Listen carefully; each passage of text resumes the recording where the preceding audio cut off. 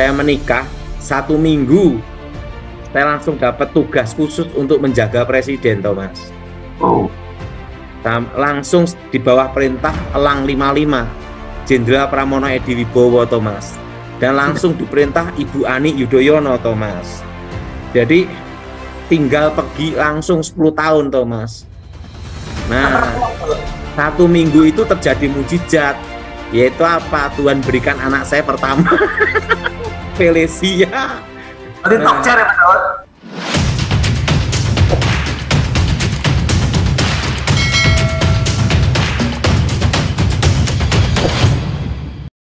Ya, Pak Daud. Ini pengalaman hidup ya.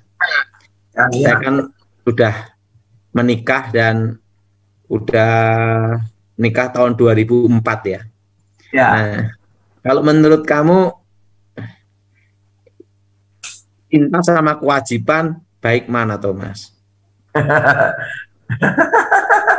Haleluya. Cinta dan kewajiban. Kewajiban, Pak Daud. Nah, saya kasih tahu Thomas rahasia ya. Saya itu tidak tahu namanya cinta. Saya itu taunya tugas dan kewajiban, itu aja udah. Jadi tahunya tugas dan kewajiban. Jadi saya itu namanya cinta itu gimana? Bingung saya, Thomas. Bingung. Tapi yang penting saya itu tugas dan kewajiban, gitu aja, Thomas. Tugasnya apa? Kayak anak saya, tugas saya sebagai ayah ya, kewajiban saya sebagai apa? Gitu aja, Thomas. Siapa, Daud? Nah, jadi kalau ditanya cinta tuh gimana, bingung saya, Thomas. Karena saya sejak kecil kan hanya taunya latihan terus, Thomas. Digebukin, sakitnya ditendang, Thomas. Oh, gitu, soal latihan aja, sama guru saya dibangunin suruh latihan. Nah, setelah bertobat ya, hidupnya kan juga tidak beda juga gitu, Thomas. Nah, jadi kalau ditanya cinta dan kewajiban, saya taunya kewajiban, cinta nggak ngerti, Thomas. Betul, cinta, tugas, dan cinta, kewajiban, tugas, dan setan ya, Pak Daud. Karena kalau saya penting tugas saya sebagai ayah itu, tugas saya adalah, kewajiban saya adalah apa? Pertama, bertanggung jawab. Kedua, anak kita kan punya mimpi. Nah, yaitu saya akan memberikan jalan, kewajiban saya memberikan jalan dan memberikan cara untuk anak saya memperoleh mimpi itu, Thomas. Dan saya tidak boleh memaksa mimpi saya, gitu. Yes. Mimpi Bapak kita berarti dulu tuh anaknya pendeta ya, Pak Daud? Hah? Pak Daud? Saya kan bukan pendeta, Thomas, sebenarnya. Saya itu tidak pernah disahkan jadi pendeta, tidak pernah dilantik, dan tidak pernah ada yang menulis pendeta di organisasi mana. Tidak ada, Thomas. Yes. Kalau saya hanya pemberita Injil, happy. Yes.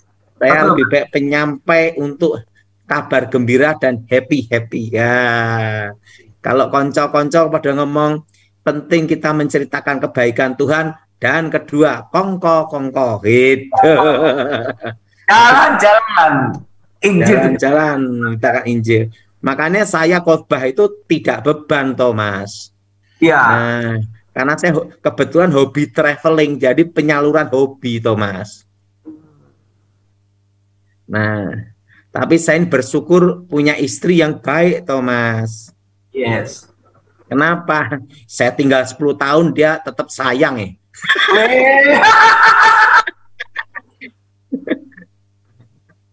Kalau Pak Daud pasti sayang dong, Pak Daud ya. Saya makanya kalau di rumah itu kan, istri saya tahu, Thomas, saya itu pulang atau tidak pulang, penting dianggap ada aja.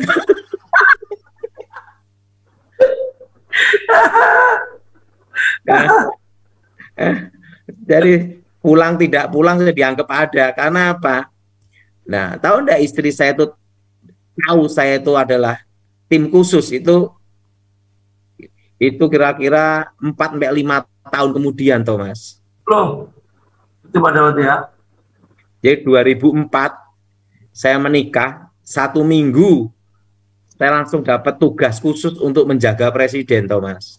Oh, Langsung di bawah perintah Elang 55, Jenderal Pramono Edi Wibowo, Thomas. Dan langsung diperintah Ibu Ani Yudhoyono, Thomas. Jadi tinggal pergi langsung 10 tahun, Thomas. Nah, 1 minggu itu terjadi mujizat, yaitu apa? Tuhan berikan anak saya pertama, Felicia. berarti tokcer ya Pak Daud.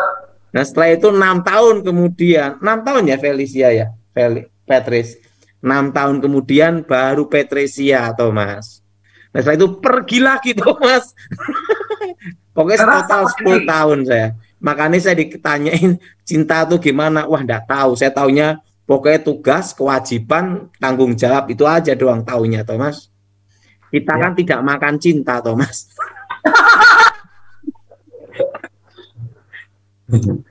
Berarti Pak Daud, satu lagi Pak Daud. Satu lagi berarti Pak Daud. Dan ada lagi, Thomas, yang paling saya takuti dalam hidup itu ada, Thomas. Apa Pak Daud? Pertama Tuhan, kedua wasiat orang mau mati. Lah itu saya takut, Thomas. Apa Pak Daud? Yang kedua? Wasiat orang yang mau mati. Kenapa Pak Daud? Jadi sebelum mati dia pesan saya, wah itu harus saya lakukan dan jalanin, Thomas. Makanya kalau ada yang mau mati jangan cari saya itu loh. Itu beban mental seumur hidup. Gimana, Thomas? Betul nggak, Thomas? Iya Pak Daud. Karena apa? Orang yang mau mati itu paling jujur di dunia. Karena mau mati, Thomas. Dan itu kalau ada pesannya dia, kan wasiat berarti setelah dia mati. Nah, itu beban mental seumur hidup, Thomas. Iya. Makanya saya ini paling takut. Pertama Tuhan, kedua pesan orang yang mau mati, Thomas.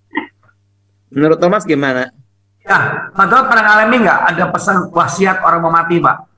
Ada, Thomas. Dan mau tidak mau harus saya lakukan, Thomas. Beban mental, beban pikiran, Thomas. Misalnya apa, Pak? Dia titip jaga anak saya. Oh, mumet aku, Thomas.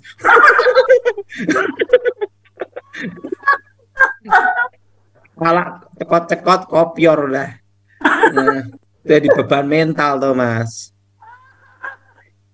Karena saya kan ditugas hidup kan tugas sudah gimana ini. Nah, kadang tuh ngobrol-ngobrol gitu sama tim gitu. Nah, gitu. Nah, pokoknya saya ngomong kalau kalian mau mati jangan pesan saya loh ya. Gua paling pusing udah. Saya paling takut udah. Gimana, Thomas? Betul, Pak Daud. Karena itu amanat, wasiat harus dilakukan, Thomas. Iya. Itu makanya kalau yang sakit mau mati jangan cari saya. Ngasih pesan. Aduh. Haleluya. Oke, Thomas. Oke, langsung pertanyaan ya. Yang pertama,